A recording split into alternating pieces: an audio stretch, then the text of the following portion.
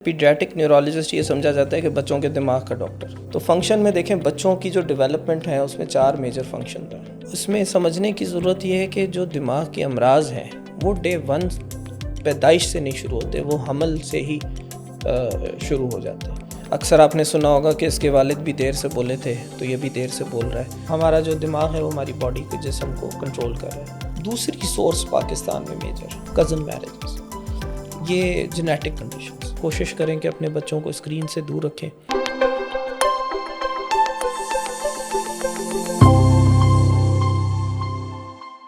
السلام علیکم and welcome to Genics brain decode. آج ہے ہمارا پہلا پوڈ کاسٹ. تھوڑا سا میں اس پلیٹ فارم کے بارے میں آپ کو بتاتا چلوں.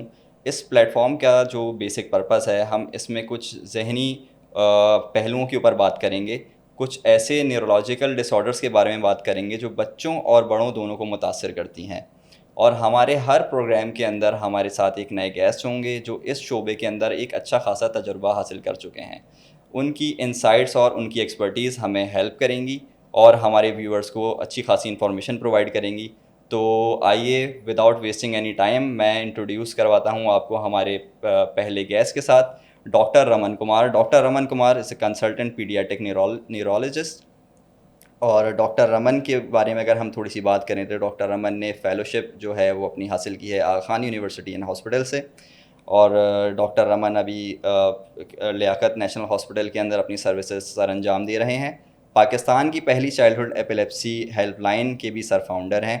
Currently doctor Raman is section head at Liaquat national hospital اور ملٹیپل انسٹیٹیوٹ جیسے ساؤتھ سٹی کراچی اور centre for autism and rehab training centre Sindh اور Balochistan institute of child health کے اندر اپنی سروسز انجام دے رہے ہیں.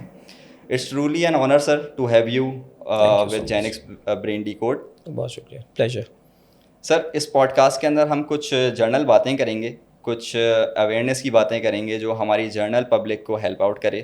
تو سب سے پہلے سر میں آپ سے اسٹارٹ کرنا چاہوں گا کہ پیڈیاٹرک نیورولوجسٹ کی ہم جب بات کرتے ہیں تو سر پیڈیاٹرک نیورولوجسٹ کون ہوتے ہیں؟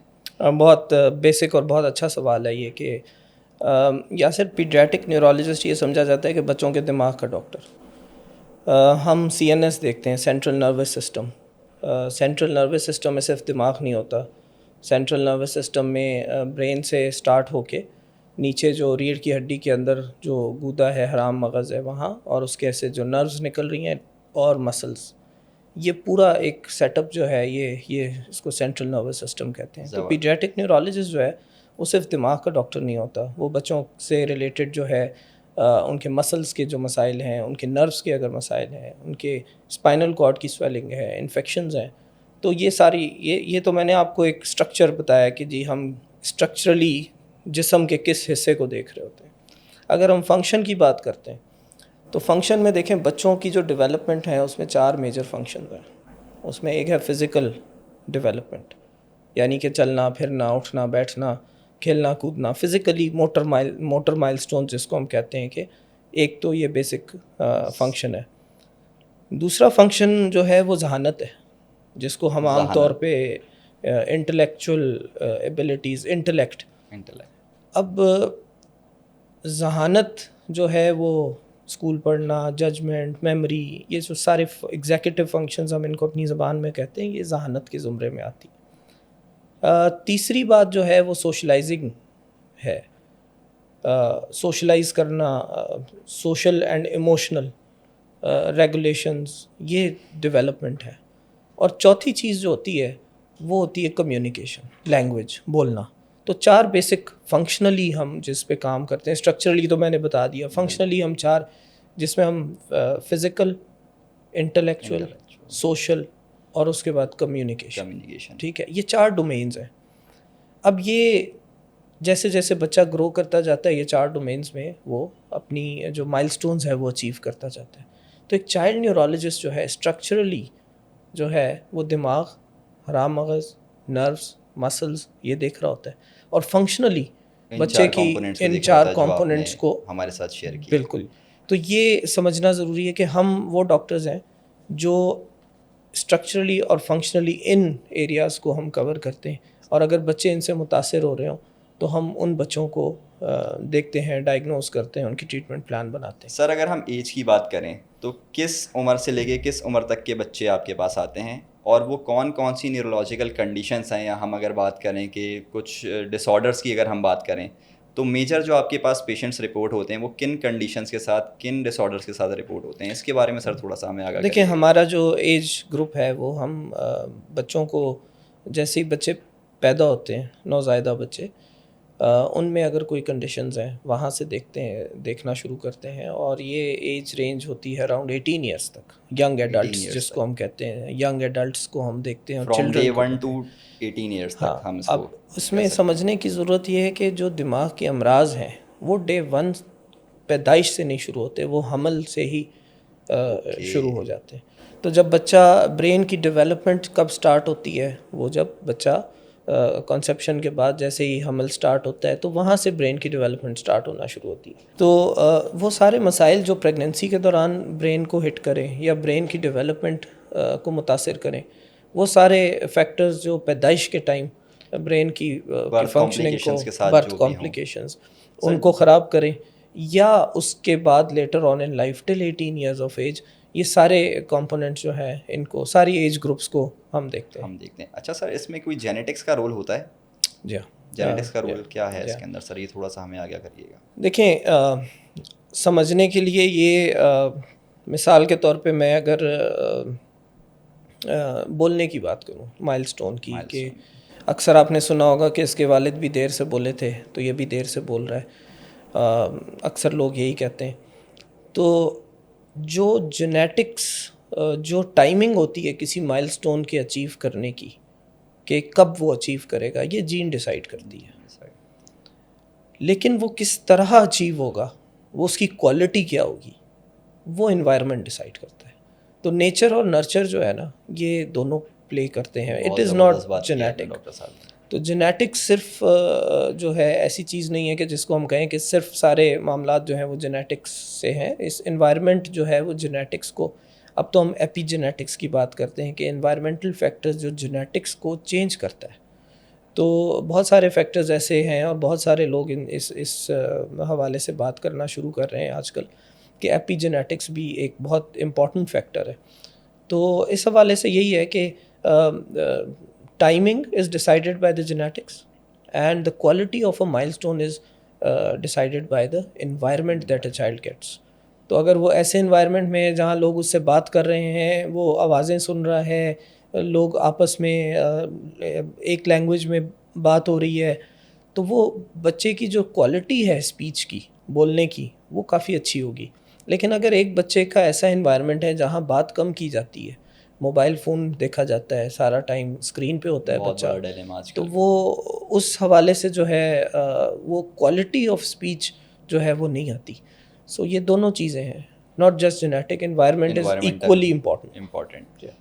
اچھا سر, اب ہم بات کریں اگر کسی نیورولوجیکل کنڈیشن کی, جیسے کہ آپ اپنے کلینکس کرتے ہیں, تو آپ کے پاس اگر ہم اس کا بریک اپ لیں کہ کن ڈس آرڈرس کے ساتھ آپ کے پاس پیشنٹ زیادہ آتے ہیں, تاکہ یہ چیز ہماری جنرل پبلک جو ہمیں دیکھ رہی ہے اس کو ہیلپ آؤٹ کرے گی کہ اگر ان کے بچے کو یہ والا ڈس آرڈر ہے تو مجھے کس کے پاس جانا چاہیے. تو اس کا سر میں تھوڑا سا آپ سے پوچھنا چاہوں گا. دیکھیں, جنرل رول یہ ہے کہ نیورولوجی میں, پیڈیاٹرک نیورولوجی میں جنرل رول یہ کہا جاتا ہے اگر ہم 100 بچے دیکھتے ہیں نا, تو اس میں 40 تو ایپیلیپسی ہوتی ہے. 40 epilepsy. So it is 40% of the neurological conditions over all, جو ڈفرینٹ ریسرچز میں, ڈفرینٹ ایریاز میں, ڈفرینٹ کلچرز میں اس کو دیکھا گیا ہے.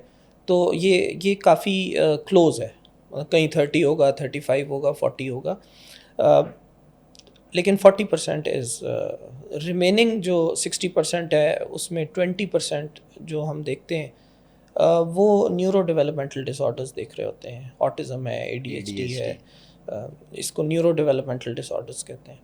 اس کے علاوہ 20% جو باقی دیگر کنڈیشنز ہیں, ہیڈ ایکس ہیں, migraines, headaches in children, nerves کی کنڈیشن, نیوروپیتھیز, مسلز کی کنڈیشن, جینیٹک کنڈیشنز, تو یہ مزید 20% جو ہے یہ اس میں آتا ہے. میجر اس کا مطلب ہے کہ ایپیلیپسی. جی 40% جو ہے ہم ایپیلیپسی. لیکن سر اکارڈنگ ٹو مینی ریسرچز, اور اگر ہم یہاں پاکستان کی بات کریں, میں نے خود بھی کافی ساری اسٹڈیز پڑھی ہیں, تو اس کے اندر دیکھا یہ گیا ہے کہ پریولنس کی اگر ہم جہاں بات کرتے ہیں تو it is said to be only 1% of the population of Pakistan is said to be epileptic. کیا سر یہ 1% ہی ہے یا اس سے کئی زیادہ ہے؟ دیکھیں پاکستان میں کوئی ایسے پریولنس اسٹڈی جس کو ایکچوئل پریولنس اسٹڈی کہتے ہیں وہ ایسی کنڈکٹ نہیں ہوئی. یہ ڈفرینٹ ایریاز میں کنڈکٹ ہوئی ہیں پنجاب کے کچھ ایریاز میں. تو یہ جو ٹوٹل نمبر ہم دیکھتے ہیں کہ 10 آؤٹ آف 1000 کوئی 1% ہو گیا, یعنی 100 میں ایک. تو یہ پرابیبلی انڈر رپورٹڈ ہے ہمارے پاس. ہم بہت وثوق سے اس کو I can not figure out کہ میں بہت وثوق سے یہ کہوں کہ جی یہ فیکٹ ہے. تو اوکے سر, ایپیلیپسی کی آپ نے بات کی, ایپیلیپسی کے بارے میں تھوڑا سا ہمارے ویورز کو بتائیے گا. ایپیلیپسی اور مرگی, اور کیا یہ ایک ہی چیز ہے؟ جی ہاں, ایپیلیپسی مرگی کو کہتے ہیں. اور اس میں سر کیا سمٹمز ہوتے ہیں, سائن اینڈ سمٹمز کیا ہیں اس تو کے؟ یہ سب سے پہلے تو یہ کہ دورے اور جھٹکے جو ہیں جس کو ہم کہتے ہیں, اب یہ ان کے بیسک سائن سمٹمز ہوتے ہیں کہ کسی بچے کو اگر فٹس آتے ہیں, یعنی کہ اس کے جو ہے دماغ کا فنکشن خراب ہو جائے, جس کی وجہ سے دماغ باڈی کو صحیح طرح سے کنٹرول نہ کر پائے. ہمارا جو دماغ ہے وہ ہماری باڈی کے جسم کو کنٹرول کر رہا ہے, اور اگر یہ کنٹرول خراب ہو جائے. اب بہت سارے لوگ سمجھتے ہیں کہ فٹس یا جو دورے یا جھٹکے ہوتے ہیں وہ صرف یہ ہوتا ہے کہ ہاتھ پاؤں ہلیں, منہ سے جھاگ آنا شروع ہو جائے اور آنکھیں اوپر ہو جائیں, اور بالکل پیشاب اور پخانہ جو ہے وہ نکل جائے, اور اس شدت کا وہ ایک تو لوگوں کے ذہن میں دورہ یا جھٹکا یہ ہوتا ہے دماغ کا فنکشن کسی بھی طرح خراب ہو جانا. مثال کے طور پہ ایک بچہ کلاس روم میں پڑھ رہا ہے اور اچانک سے وہ غائب ہو گیا. اس نے اچانک سے ادھر ادھر دیکھنا شروع, ایک جگہ پہ تکنا شروع کر دیا, اور تھوڑی دیر کے لیے وہ غائب ہو گیا, اور واپس ٹیچر نے نوٹ کیا کہ جی یہ تو تھوڑی دیر کے لیے غائب ہو گیا تھا, اب یہ واپس آ گیا. اس سے پھر بات کی تو وہ اسی لیول سے اس نے پھر شروع کر دیا. تو یہ جو بریف پاز ہے یہ بھی ایک فٹ کی نوعیت ہے. اور یہ اگر سر یہ انڈائگنوز ہے تو یہ تو بہت خطرناک ہے. جی ہاں بالکل یہ فٹس تو پروگریس کرتا ہے کیونکہ گاڈ فاربٹ اگر وہ بچہ بڑا ہوتا ہے جب, اور اگر وہ ڈرائیو کر رہا ہو اور اگر ڈیورنگ ڈرائیونگ اس کو یہ والا فیز آ جائے تو یہ جو سب سے بڑا چیلنج ہے نا, جو جنرل پبلک کے علاوہ ڈاکٹرز کے لیول پہ بھی سب سے بڑا چیلنج یہ ہے کہ فٹس کو پکڑنا. بہت سارے لوگ فٹس کو نہیں پہچان پاتے. مثال کے طور پہ اچھا دوسرا سائڈ پہ اگر ہم دیکھیں, ہر ایب نارمل موومنٹ بھی فٹ نہیں ہے. مثال کے طور پہ چھوٹے بچے جو ہوتے ہیں 4-6 مہینے کے بچے, جب وہ فیڈنگ کر رہے ہوتے ہیں تو وہ اگر اوور فیڈنگ کرا دیا جائے ان کو, تو جیسے ہمارا ہاضمہ خراب ہوتا ہے, ایسیڈیٹی ہوتی ہے کہ ایک دم معدے سے جو ہے وہ ایسڈ اوپر ریفلکس ہوتا ہے. تو بچوں میں کیا ہوتا ہے, وہ معدے سے ریفلکس ہوتا ہے, وہ اچانک سے وہ ذرا یوں موومنٹ کر لیتے ہیں. اب اس کو فٹ سمجھا جاتا ہے. تو under diagnosis and over diagnosis is very very common. تو یہ صرف لیول یہ جنرل پبلک جن کے لیول پہ نہیں ہے, بلکہ ڈاکٹرز کے لیول پہ بھی یہ چیز ہے کہ ہم بہت دفعہ اوور ڈائگنوز کر رہے ہوتے ہیں. بہت دفعہ یہاں پہ اہمیت جو ہے وہ ایک پیڈیاٹرک نیورولوجسٹ کی ہے, کیونکہ ہم بچوں کے جو ان کے معاملات ہیں, ان کی نارمل بیہیویئرز, ان کی نیوٹریشن, ان کی گروتھ, ہم ان کو بہتر جانتے ہیں. تو اس لیے بہت ضروری ہے کہ ہم فٹس کو پہچانیں. مایوکلونک جرکس 10-12 سال کی بچی اگر اپنا وہ بار بار ہاتھ سے اس کے برش گر جاتا ہے, اچانک سے کوئی چیز اس کے ہاتھ سے ڈراپ ہو جاتی ہے, تو جووینائل مایوکلونک ایپیلیپسی بالکل اس طرح ہوتی ہے کہ وہ چیزیں ہاتھ سے گرنا شروع ہو جاتی ہیں. اس میں کوئی دورے جھٹکے یا کبھی ٹوچنگز ہوتی ہیں فیس پہ, ہم سمجھتے ہیں کبھی آنکھوں میں ٹوچنگ ہوتی ہے, کبھی بلنکنگ آف دا آئیز ہوتی ہے. تو بہت سٹل سائنز ہوتے ہیں جو فٹس کو جو ہے وہ, اگر یہ فٹس یا دورہ جھٹکا کسی بھی شخص کو یہ بار بار آنے کی ٹینڈنسی ہو, اس کو ہم ایپیلیپٹک کہتے ہیں. یعنی کہ اگر میں آسان الفاظ میں کہوں تو ایپیلیپسی جو ہے وہ, میں اس کو کوئی بیماری یا ڈس آرڈر میں اس کو نہیں, میں کہتا ہوں یہ چانس ہے کسی کو فٹ آنے کا. اگر میں یہ کہہ دوں کہ یاسر کو 60% چانس ہے کہ خدا نخواستہ یاسر کو ابھی فٹ آ جائے گا, جو بھی فیکٹرز میں دیکھوں, تو اس کا مطلب ہے کہ یاسر از ایپیلیپٹک. یعنی دوسرے الفاظ میں یہ کہہ رہا ہوں کہ اس کو چانس زیادہ ہے فٹ آنے کا, ریکرنس کا. تو ایپیلیپسی ایک بہت بڑا اسٹگما, سوشل اسٹگما ہے. لوگ اس کو جو ہے بہت ایک بڑی خطرناک بیماری سمجھتے ہیں, ٹیبو سمجھتے ہیں سر, اس کو چھپاتے ہیں. چھپاتے ہیں. وہ ہماری کیوں؟ سوسائٹی کا یہ المیہ ہے کہ ٹریٹمنٹ بھی نہیں لیتے یا اپنے فیملی فزیشین تک رکھتے ہیں اس چیز کو. مطلب میں نے بہت سارے سوسائٹی کے اندر ایسے لوگوں کو دیکھا جو کہ ایپیلیپٹک ہیں اور وہ کسی نہ کسی وجہ سے ٹریٹمنٹ نہیں لے رہے. تو ایک بہت بڑا سمجھیں ایریا آف کنسرن ہے ہماری طرف سے بھی ہے کہ ظاہر سی بات ہے اویئرنیس جتنی زیادہ ہم اس کے اوپر کریٹ کریں گے بالکل تو اتنا زیادہ اس کے اوپر تو کام یہ ہونا شروع بیسیکلی ہوگا. آصر بات یہ ہے نا کہ یہ جو ہم اس کو سوشل اسٹگما سمجھتے ہیں وہ اس لیے کہ مس انڈرسٹوڈ ہے. یہ سوشل اسٹگما کیوں بنتا ہے, ایک چیز ایک اس کو ڈفرینٹ زاویے میں کیوں سوچا جاتا ہے, کیونکہ وہ مس انڈرسٹوڈ ہے. کچھ لوگ سمجھتے ہیں کہ یہ اسپریچول کوئی وہ ہے, نیگیٹو چیز ہے, چیزیں ایسوسیٹ کر لیتے ہیں اس کے نیگیٹو ساتھ. چیزیں, اور یہ کوئی ان کی یہ کوئی غلط بات نہیں ہے. یہ جتنی ان کی نالج ہے اسی کے مطابق وہ سوچیں گے. تو یہ ہمارا کام ہے, آپ کا کام ہے, جیسے آپ نے یہ فورم سٹارٹ کیا ہے کہ اسی کے ذریعے ہم جو ہے لوگوں کو بتائیں کہ یہ کوئی جیسے میں کہوں کہ جی یہ ایک بچہ ہے اس کو بار بار بخار ہو جاتا ہے, سمٹم ہے نا بخار. صحیح. تو اب میں کہوں کہ یار دو بھائی ہیں, ایک کو تو صحیح رہتا ہے لیکن دوسرے بچے کو نا ہر تھوڑے دنوں بعد بخار ہوتا رہتا ہے. ہی از پرون ٹو, اس کی ٹینڈنسی ہے بخار آنے کی. اسی طرح اگر کسی کو فٹس بار بار آنے کی ٹینڈنسی ہے تو اس کو ایپیلیپسی کہا جاتا ہے. اور اس میں سمجھنے کی بات یہ ہے کہ یہ 70% آف دا کیسز میں یہ ٹریٹیبل کنڈیشن ہوتی ہے, اور اس کو دوائیوں سے 2 سال کے علاج سے پراپر ڈوز سے اس کو ہینڈل کیا جا سکتا ہے. تو لوگ بعض اوقات ٹریٹمنٹ سے بھی ڈرتے ہیں کہ یار دوائیاں یہ ہمارے بچے کو لائف لانگ میڈیکیشن چلیں گی, معمول ہو جائے گا دوائیاں بچے کے لیے, اور یہ جو ہے عادی ہو جائیں گے. اکثر یہ ہوتا ہے عادی ہو جائیں گے اس کے. تو ایسا نہیں ہے. یہ ایپیلیپسی از ٹریٹیبل.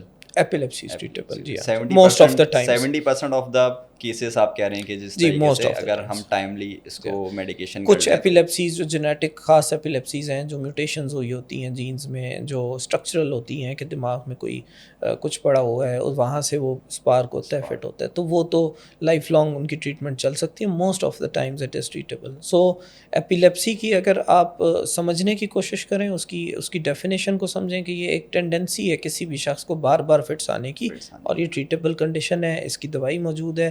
اور اس کے گولز یا صرف 2 ہیں جب ہم ٹریٹ کرتے ہیں, کہ دورہ جھٹکا نہ آئے بچے کو, اس لیے ہم ٹریٹ کرتے ہیں. صحیح. اور دوسری بات جو امپورٹنٹ وہ یہ ہے کہ بچہ اپنی نارمل زندگی گزارے, کوالٹی آف لائف اس کی.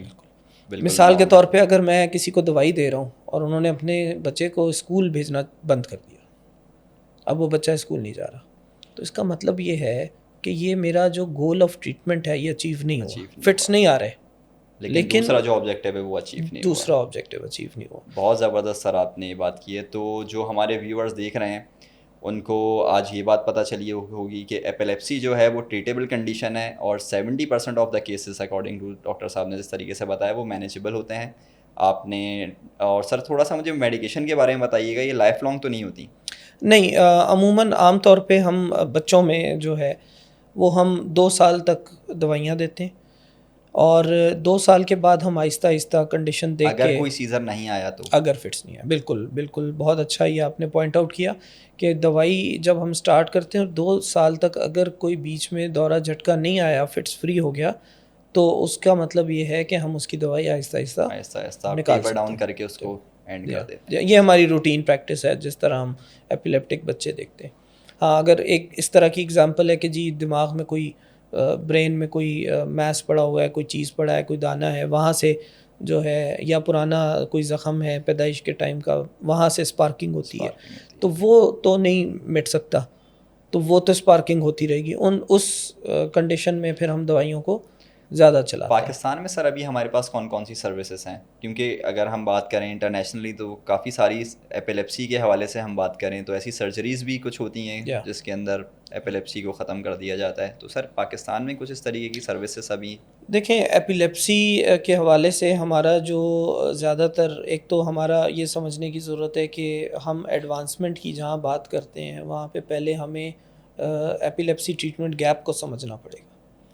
یعنی کہ ہمارا ایپیلیپسی ٹریٹمنٹ گیپ جو ہے پاکستان میں 80% ہے. 80%. اب 80% کا مطلب ایپیلیپسی ٹریٹمنٹ گیپ کا مطلب یہ ہے کہ 80% جو ڈائگنوز ہو جاتے ہیں ایپیلیپسی، 100 اگر ڈائگنوز ہو گئے نا اس میں سے 80 صحیح سے ٹریٹمنٹ نہیں لے رہے، ٹریٹمنٹ میڈیکل نہیں رہے ٹریٹمنٹ یا نہیں لے صحیح سے نہیں لے رہے، مل نہیں، مطلب ادھر وہ لے نہیں رہے، اگر لے رہے ہیں تو صحیح طریقے سے نہیں لے رہے. تو آپ اندازہ لگائیں کہ یہ جو میڈیکل مینجمنٹ ہے، اگر یہ اتنا بڑا گیپ ہے ایپیلیپسی ٹریٹمنٹ گیپ اتنا 80% کا ہے، تو پھر جو ایڈوانسمنٹس ہیں ان کو آنے میں، کیونکہ یہ گیپ جب تک فل نہیں ہوتا، ایڈوانسمنٹس جو ہیں، جو لیٹسٹ ٹریٹمنٹس ہیں اور ایڈوانسمنٹس ہیں جو دنیا میں چل رہی ہیں، ویگل نرو اسٹیمولیشن ہے، ایک خاص ڈیوائس ہوتی ہے جس میں ایک نرو جو دماغ میں جا رہی ہے اس کے کرنٹ کو میگنیٹ کے ذریعے اس کے کرنٹ کو فلو کو ریزونیٹ کیا جاتا ہے اور اس سے فٹس روکے جاتے ہیں. سرجریز بڑی جو ہیں وہ سرجریز ہوتی ہیں جس میں دماغ کے وہ حصے جہاں سے اسپارک آ رہا ہو ان کو نکال دیا جاتا ہے، اس طرح کے باقی فنکشنالٹی خراب نہ ہو. ابھی سر ہمارے پاس یہ والی فیسلٹیز نہیں پاکستان ابھی، میں جی ہاں نہیں ہے. اچھا سر، اگر ہم نیورولوجیکل برڈن کی بات کریں تو وہ کتنا ہوتا ہے ایک پیڈیاٹک نیورولوجسٹ کے اوپر؟ دیکھیں، پہلے تو یہ دیکھنا ہے کہ یہ سورس کہاں سے، یہ بچے جو ہیں یہ نیورولوجیکل کنڈیشنز کے ساتھ یہ ان کی سورس کیا ہے، یہ سمجھنا ضروری ہے. اب سب سے بڑا سورس ہمارے پاکستان میں جو میں سمجھتا ہوں وہ ہے آپ کی برتھ پہ جو بچے جس طرح سے پیدا ہوتے ہیں اور اس ٹائم پیدائش کے ٹائم فوراً ہماری زندگی میں سب سے جو ایسا ٹائم جہاں پہ ہمیں سب سے زیادہ توجہ کی ضرورت ہے وہ ہے جب ایک بچہ پیدا ہوتا ہے، پیدائش کا، کیونکہ وہ ایک بہت ہی ڈفرینٹ انوائرمنٹ سے، وہ 9 مہینے ماں کے پیٹ میں ایک اس انوائرمنٹ سے وہ ایک اس دنیا میں آتا ہے اور اس کے جسمانی اور اندرونی جو معاملات ہیں وہ بہت چینجز آتے ہیں. بہت بڑی ٹرانزیشن ہے ہماری زندگیوں میں، اس سے بڑی ٹرانزیشن نہیں ہے کہ ایک بچہ ماں کے پیٹ سے باہر نکلے. یہ بہت بڑی ٹرانزیشن ہے، اس میں اس کو بہت ہیلپ کی ضرورت ہوتی ہے جس کو ہم نیونیٹل کیئر کہتے ہیں. اب نیونیٹل کیئر اگر اچھی نہ ہو، بہت ساری جو ڈیلیوریز ہیں ابھی بھی گھروں میں ہوتی ہیں، دائیوں سے ہوتی ہیں، رورل ایریاز میں ہوتی ہیں. ایون جو کچھ شہروں میں جو ہاسپٹل ڈیلیوریز ہیں ان کے بعد بچوں کو جو امیجیٹلی رونے میں مدد دینے کے لیے، جو سانس میں اس کو وہ کرنے کے لیے جو ہے ہیلپ آؤٹ کرنے کے لیے، جس طرح پروگرام ہے ہیلپ بیبی بریتھ، اس طرح کے پروگرامز ہیں جس میں ٹرین کرتے ہیں ڈاکٹرز کو.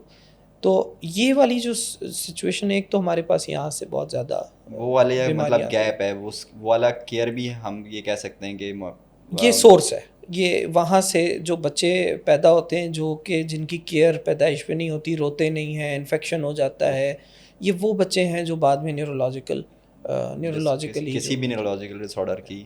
دوسری سورس پاکستان میں میجر کزن میرجز، یہ جینیٹک کنڈیشنز. اب جینیٹک کنڈیشنز اور کزن میرجز کا کیا آپس میں لنک ہے کہ جو ہم ایک ہی فیملی میں ہوتے ہیں، ایک ہی بریڈ میں، تو ہمارا جو جینوم ہوتا ہے وہ بہت ایک جیسا ہوتا ہے. یعنی کہ اگر ایک فیملی کو دیکھا جائے اور دوسری فیملی کو دیکھا جائے، دونوں کا جینز اٹھا کے دیکھے جائیں تو وہ بہت ڈفرینٹ ہوں گے. لیکن جب ایک جیسے جینز میں ہم میرجز کرتے ہیں، اسی جیسے مثال کے طور پہ کزن میرجز میں جب جینز آپس میں ایک جیسی ہوتی ہیں، میوٹیشنز ایک جیسی ہوتی ہیں، تو ان کا ٹرانسفر انٹو نیکسٹ جنریشن جو جینیٹک مٹیریل ہے، خراب جینیٹک مٹیریل کا جو کہ بیماریاں کاز کر سکتی ہیں، اس کا انسیڈنس بہت زیادہ ہو جاتا ہے. تو کزن میرجز ایسی ایک وہ ہے، ایک سورس ہے. اسی طرح پیدائش پہ بچوں کا خیال رکھنا جو ہے وہ ایک سورس ہے. ہماری جو بیماریاں میجر ہیں، diarrhoea, pneumonia, malaria, major killers جو ہیں، اب اگر ان بچوں کو بہت زیادہ وہ بیمار ہوتے ہیں اور ان کو بچانے کی کوشش کی جاتی ہے، اس میں PICUs انٹینسو کیئر یونٹس بڑے ضروری ہوتے ہیں، جن کا بڑا فقدان ہے ہمارے ملک میں. PICU نہیں.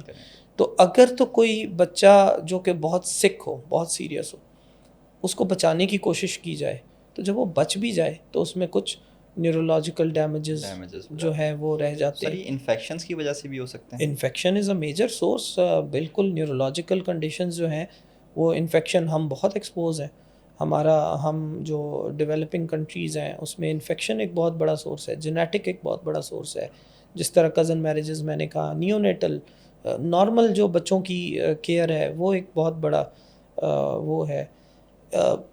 ایون اگر ہم دیکھیں کہ اب تو جیسے کہ ایک نیورو ڈیولپمنٹل ڈس آرڈرس کے حوالے سے بات کریں تو اسکرین آورز جو بچے استعمال کر رہے ہیں screen, that is also one major source, کہ جس میں بہت سارے بچوں کو جو ہے وہ نیورو ڈیولپمنٹ جو ہے ڈس آرڈرز, وجہ یہ نہیں ہوتی لیکن یہ اس کو بڑھا دیتے ہیں. اسکرین ٹائم سر جیسے آپ نے ڈسکس کیا, تو ایک ہم اگر بات کریں آئیڈیل اسکرین ٹائم کیا ہونا چاہیے, کیونکہ اب ہم جس معاشرے کے اندر رہ رہے ہیں تو بچے بہت زیادہ ایکسپوز ہیں ڈیوائسز سے, تو ہم کیا بچوں کو کسی ایکسٹینٹ تک لمٹ کر سکتے ہیں, یا کوئی ایک آئیڈیل ٹائم کہ ہم اگر لیٹ سپوز ہم 30 منٹس کی بات کریں یا 1 hour کی بات کریں, تو وہ کیا ایک کمبینیشن بیٹھے؟ 0 to پیدائش سے 2 سال تک 0 اسکرین آورس.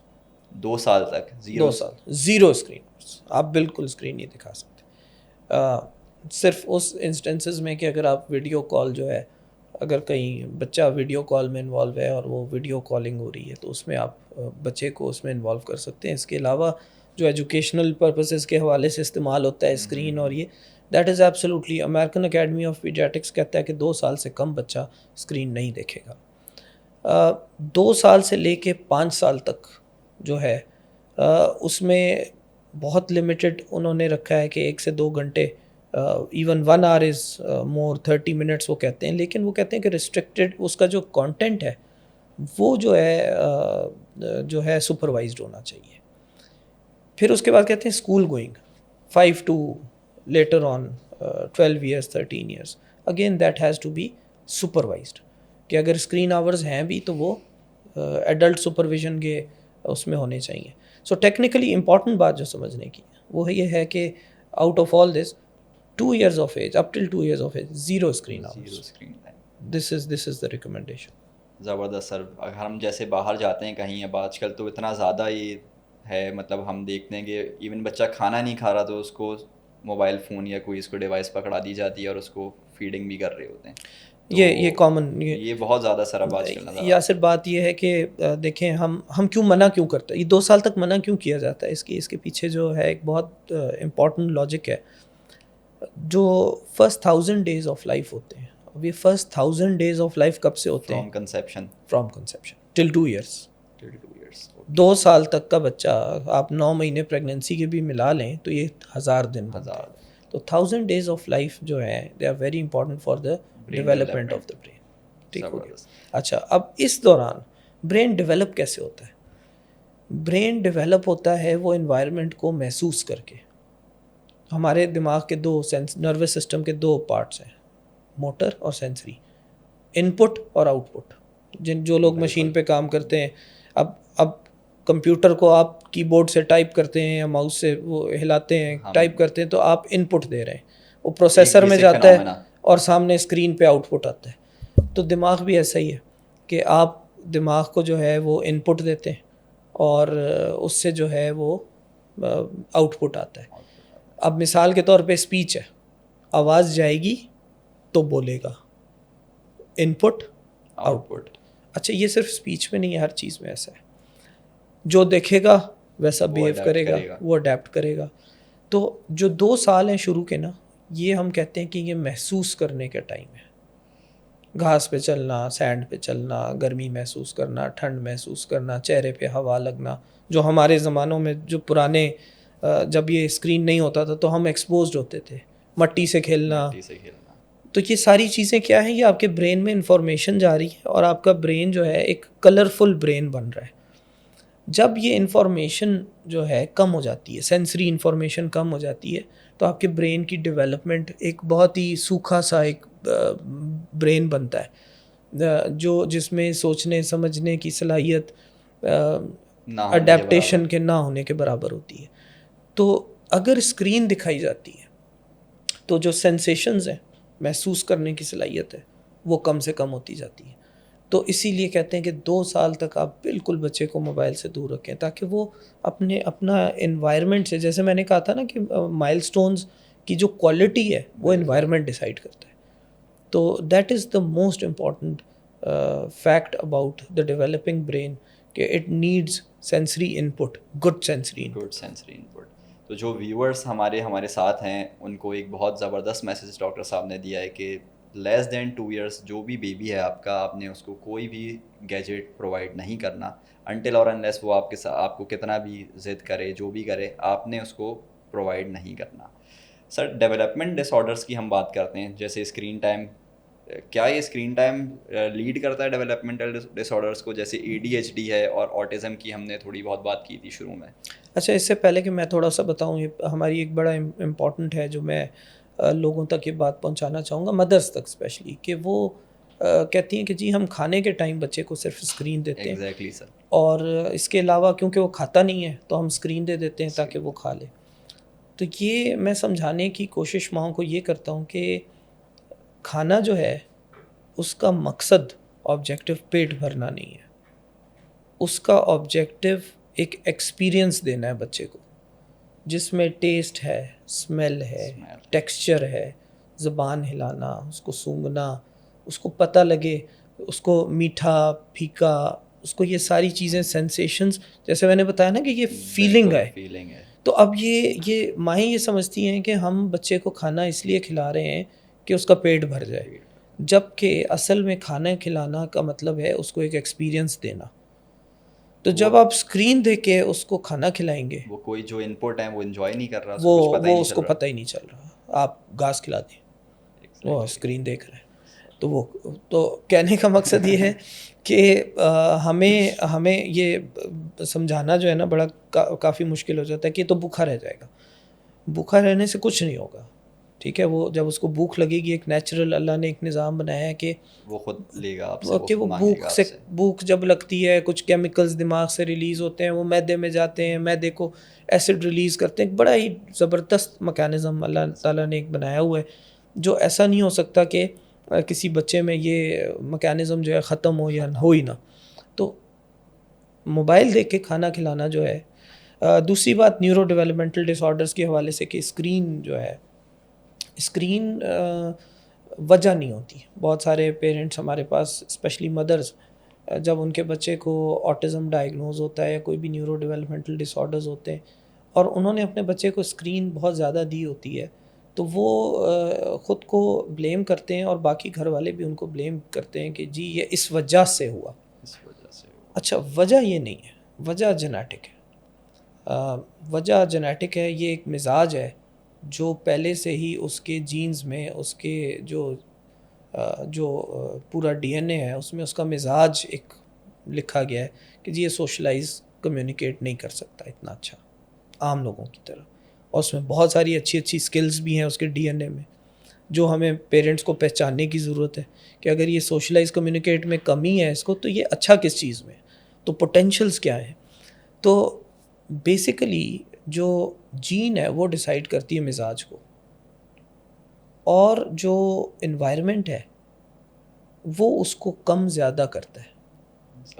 اب میں جیسے مثال کے طور پہ میں ڈائبٹیز کی اگزامپل دوں کہ اگر مجھے ڈائبٹیز ہے اور مجھے ڈائبٹیز شروع ہوا 35 سال کی عمر میں، تو میرے فادر کو بھی ڈائبٹیز تھا. اب اس کا مطلب یہ ہے کہ یہ تو جینیٹک کنڈیشن ہے، لیکن میں میٹھا بہت زیادہ کھاتا ہوں. میں نے اپنی زندگی میں جو ہے وہ بہت زیادہ مطلب ڈیزرٹس اور یہ وہ مجھے بہت پسند ہے. تو اگر میں یہ بہت زیادہ کھاؤں تو ڈائبٹیز جو میرے جینز میں ہے، جو 40 سال میں آنا ہے، وہ پہلے آ جائے گا، وہ پہلے 30 میں آ جائے گا اور زیادہ آ جائے گا. اچھا، اگر میں یہ نہ کھاؤں، بالکل مجھے پتا ہو یار میرے والد کو ڈائبٹیز ہے، میں پوری زندگی میں میٹھا ہی نہ کھاؤں، پھر بھی آنا ہے، وہ آنا ہے کیونکہ وہ آپ کے جینز کے اندر ہے، وہ جینز کے اندر ہے. تو اسی طرح آٹزم یا نیورو ڈیولپمنٹل ڈس آرڈرز، یہ جینیٹک کنڈیشنز یہ جینز میں لکھی ہوئی ہیں. اسکرین کا استعمال، نارمل روٹین کی ہیبٹس، دوسری جو ہیبٹس ہیں، یہ اس کو بڑھا کے یا جلدی پیش کر کے یہ اس میں معاملات کر سکتے ہیں. ہاں، تو یہ اس کی وجہ نہیں ہے، یہ اس کو بڑھاتی ہے، اس کو خراب ضرور کرتی ہے. ہم ٹریگر کہہ سکتے ہیں ٹریگر چیز کو اور بڑھانے کے لیے. بالکل. تو environment is a trigger to a genetic condition. Autism کی جو ہم بات کر رہے ہیں، آٹزم کی ڈائگنوسس کیا ہے؟ آٹزم پہلے ہے کیا؟ وہ سائن اینڈ سمٹمس ہیں وہ کون جن کے اوپر ہمیں دیکھنا چاہیے کہ دیکھو شروع میں نے بتایا نا فنکشنالٹی کے 4 ڈومینس. فزیکل, اگر کوئی بچہ کسی وجہ سے دماغ ڈیمیج ہوا ہو, کچھ بھی ہوا ہو دماغ میں, تو وہ فزیکلی چل پھر نہ سکے تو اس کو سیریبرل پالسی کہتے ہیں. موٹر ایکٹیویٹی اگر اس کی موٹر ایکٹیویٹی امپیئرڈ ہے, ٹھیک ہے. اگر کسی کی ذہانت خراب ہے تو اس کو انٹلیکچوئل ڈسیبلٹی کہتے ہیں. ٹھیک ہے, وہ چل پھر سکتا ہے, بات چیت سب کچھ کر سکتا ہے, پڑھائی میں کمزور ہے, لرننگ ڈسیبلٹیز ہیں, پڑھ نہیں پاتا, اس کی بھی بہت ساری کازز ہیں, بہت ساری ٹریٹیبل کازز ہیں جس کو ڈاکٹر کو دیکھنا بہت ضروری ہے. مثال کے طور پہ تھائرائڈ, ہائپوتھائرائڈ. تھائرائڈ ہمارے برین کا جو ہے وہ گروتھ ہارمون ہے. اگر کسی کا تھائرائڈ کم ہے دماغ کا تو اس کی لرننگ کی کیپیسٹی جو ہے وہ کم ہوگی.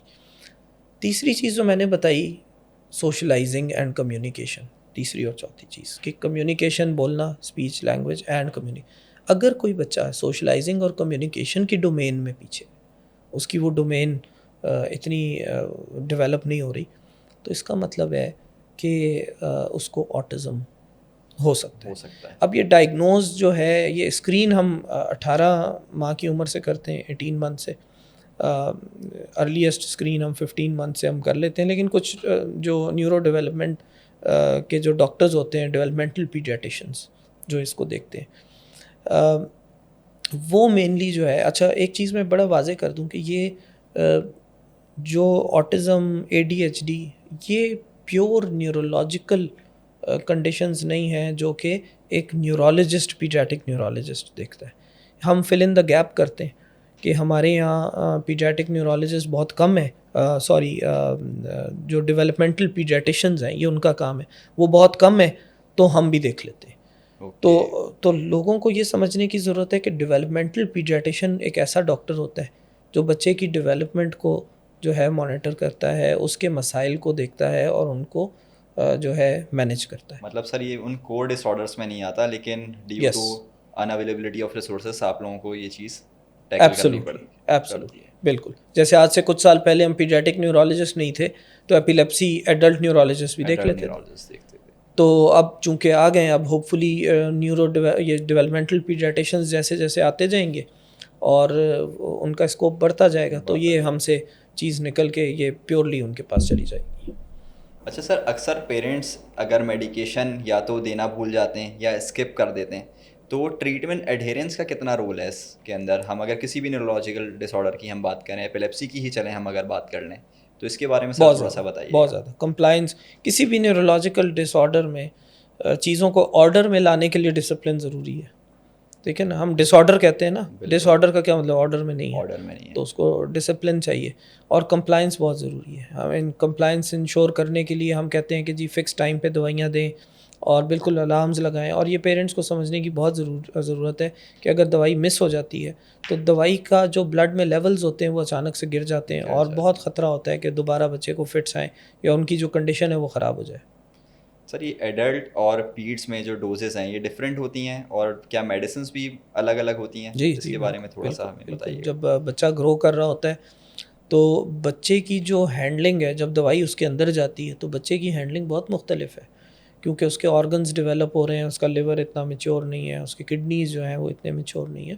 تو آپ بڑوں والی ڈوزیجنگ بچوں میں نہیں دے سکتے. ہم بچوں میں وزن کے حساب سے دوائیاں جو ہے وہ تجویز کرتے ہیں اور ان کو ویٹ کے حساب سے ہم دیکھتے ہیں. وہ ظاہر سی بات ہے, کوئی ایک کوالیفائڈ ہی پیڈیاٹک نیورولوجسٹ اس کو زیادہ بہتر دیکھ سکتا ہے. تو ایک بہت امپورٹنٹ چیز جو ابھی ڈاکٹر صاحب نے بتائی کہ اگر کسی کا بچہ ان کنڈیشنز کے اندر مبتلا ہے تو اس کو پیڈیاٹک نیورولوجسٹ کو دکھانا چاہیے.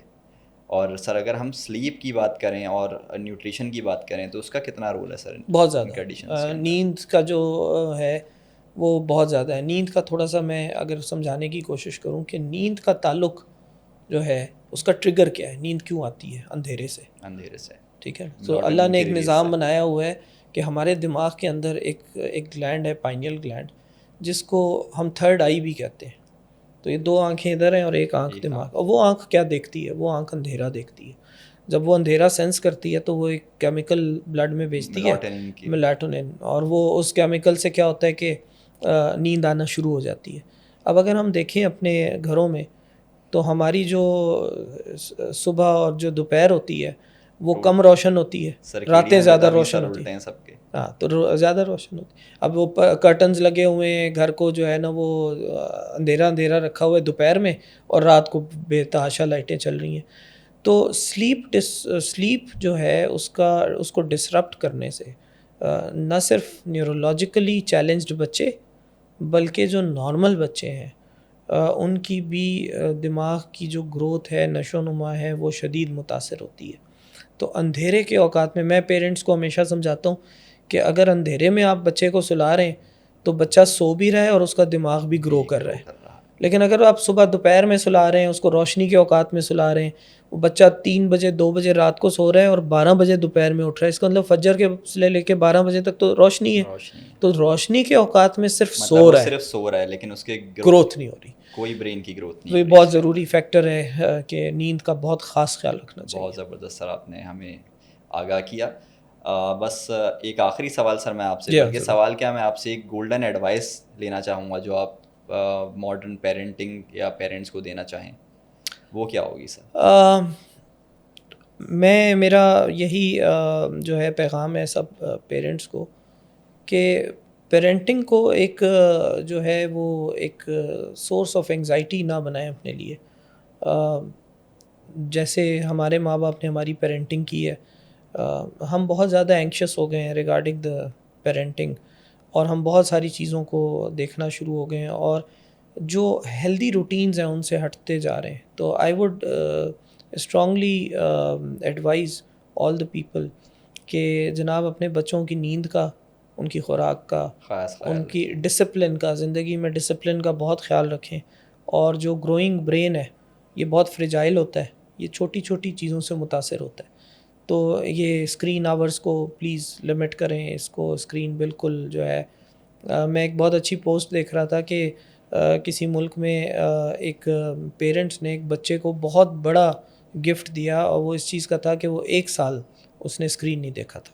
تو انہوں نے ایک بہت بڑا اس کو ریوارڈ دیا اس کو، اور وہ باقاعدہ اس کو جو ہے نا وہ سوشل میڈیا پہ اس کو وائرل کیا کہ جی اس کو ہم نے she was screen free for 1 year and they took pride in that. تو اسی طرح کریں، کوشش کریں کہ اپنے بچوں کو اسکرین سے دور رکھیں.